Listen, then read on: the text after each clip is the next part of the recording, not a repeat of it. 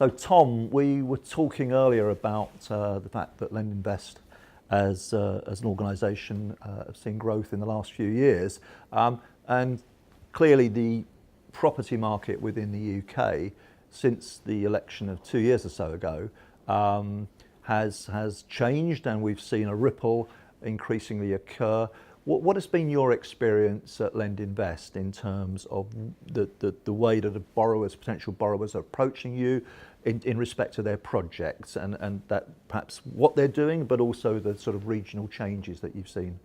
Yeah, well, I think the biggest thing for us as a business is that a lot of our business was concentrated in the southeast, even just 2 years ago, and we're looking to actively move into different areas throughout the country. We've started lending in Scotland just in the last 6 months. Yes. So we offer bridging development finance, our full product suite in Scotland. Yeah. That's been successful. It's there's not that many lenders up there at the moment that are helping, but there's some really strong markets, especially in Glasgow and Edinburgh. Yes. So that's been interesting. We've also brought on board someone to manage our northwest and northern business, and we're also looking to bring on board other specialists for areas that we think that there's potential in terms of the growth. So I think our portfolio's now certainly not as diluted into the southeast. And as you say, the opportunities are there abound throughout the country. So we're lending actively in all areas really. And this is residential and mixed use and commercial. Yeah, correct. Yeah, as I say, our in terms of our development type finance, it's purely residential. But in terms of the bridging facilities that we can offer on our auction facilities, it's for all types of land, commercial, residential, mixed use. So obviously in terms of what our client base has looked at over the last couple of years, I'm sure that's changed significantly as well. The key thing now is, and this has driven our product range, is that you really do have to look for additional added value you can put into a property now, whereas previously you could look at it purely as a yield-based acquisition. So now you have to have more than just yield. So yeah, we'll do everything ranging from, as I said earlier, just small refurbishment products through to permitted development, conversions, right through to ground-up new builds. And what's sort of minimum and what's the sort of typical lend, and what's the sort of minimum lend that you would? Yes, we tend to lend a minimum loan size of about £100,000. If it's development ground up, it's more like sort of £250,000 upwards in terms of the loan size. But at the other end of the scale, we're doing loans at sort of 10 million plus. So it covers a large corner of the sort of small to medium size market in terms of development and and property projects.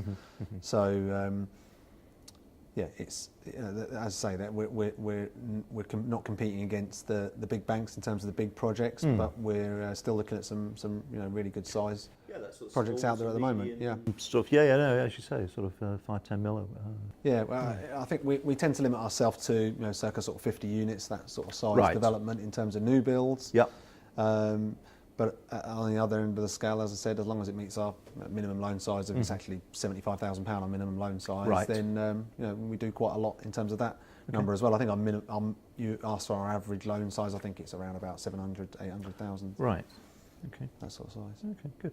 Yeah, I mean, going back to the regional trends, I mean, obviously, compared with 4 or 5 years ago, you look at Manchester now, and as a city, it's very much in boom mode, and some of the other regional cities as well, and some of the locations within 100 miles of London are very buoyant towns. Yeah, I think that within an hour commute of London, there's still a lot of growth taking place within that sort of the next belt of 15 miles outside of the M25. Yes.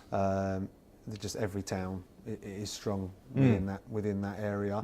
But as you say, within virtually every region, there are strong areas, there are strong patches. Manchester, Birmingham, Bristol continues to be strong. Brighton continues to be strong. The South Coast in general. So although as we all know, certainly with the election coming up now, there's another small period of uncertainty. Yes. Luckily, it's only 6 or 7 weeks on this occasion. Yes. And not the usual sort of 6 or 7 months. But it is still an uncertain market, and I think that will continue. I think the general consensus is that will continue for the next year or two. Yes. Meaning Possibly, that, as I say, that you have to find that added value, and businesses like ourselves can help people, achieve that. Well, clearly, we are at a stage in the overall UK property cycle where perhaps a lot of the low-hanging fruit, particularly in and around London, has well and truly been picked, and people are very aware that added value is really what it, and creating the value is really what it's about now. But there are opportunities as you've described. There's a lot of competition. Yep. So taking a couple of things you mentioned there in terms of permitted development.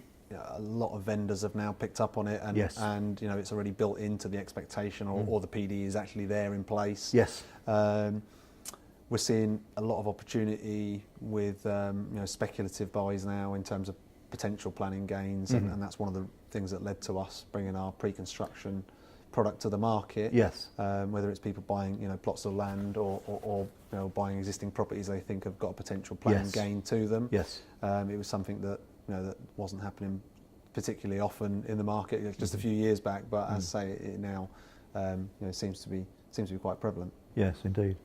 Well, it's good to hear that, Tom.